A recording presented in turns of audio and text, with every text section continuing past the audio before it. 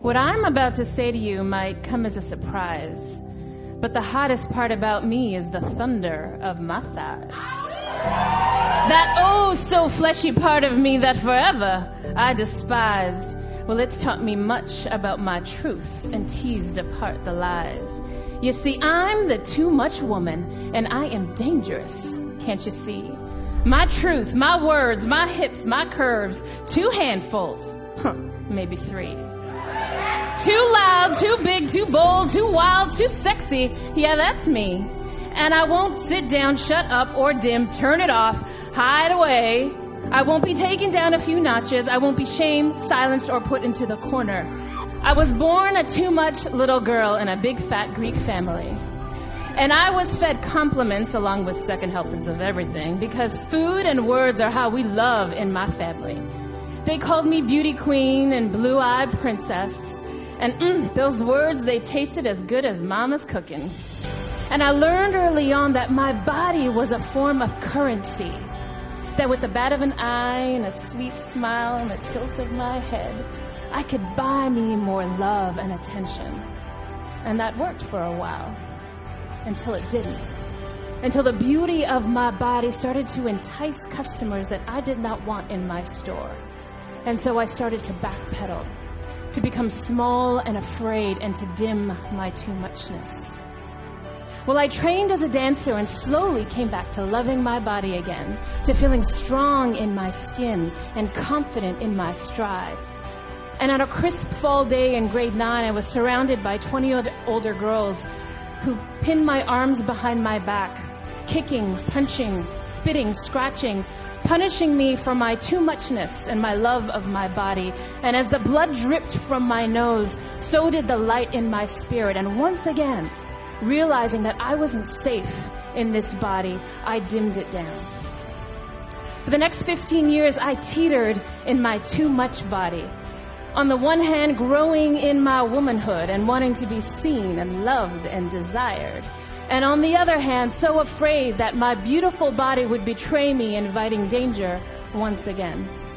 Well, fast forward, I'm a grown woman now, smart, professional, delivering a keynote to a sea of over 300 executive men in suits, deciding this would be my defining moment. Once and for all, I was going to be seen, not for my body, but for my art, for my craft, for what I brought to the table.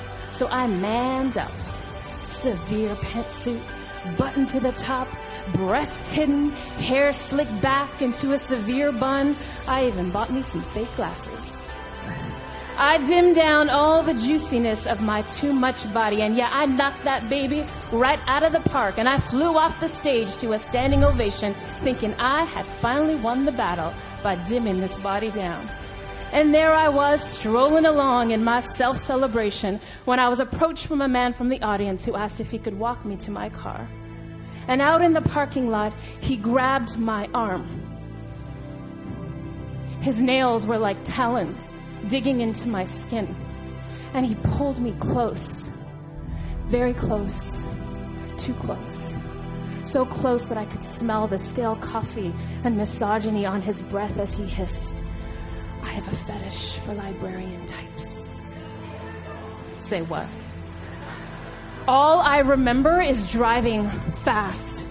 Driving on the highway and watching my whole life fly past in front of me and ricochet off the windowsill. The shaming, the hiding, the dumbing down, the shunning. Letting my hair blow wild and the tears flow free, and deciding I would no longer deny the love of my body. From now on, I would dare to be seen in my all that juicy over-the-topness. You know, people carelessly say, love your body, but what they don't say is, baby, it's a dangerous game. People are going to shun you, objectify you. They're going to ignore you. They're going to be afraid of you. And I say, yes, baby, all that, yes, but guess what? Do it anyway. You know, the church says this body is a sin. Science says this body is a machine.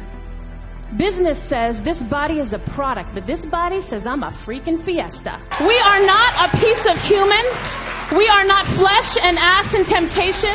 We are feminine energy with masculine force. We are sexy brilliance, and we are hot determination. We are bigger than our breasts and more powerful than our thighs. And our curve is mightier than any sword, and our wit stronger than any insult. We are not here to radiate, to taunt you, to provoke you, to threaten you. We shine not for your adoration. We shine because, baby, you just can't dim the sun.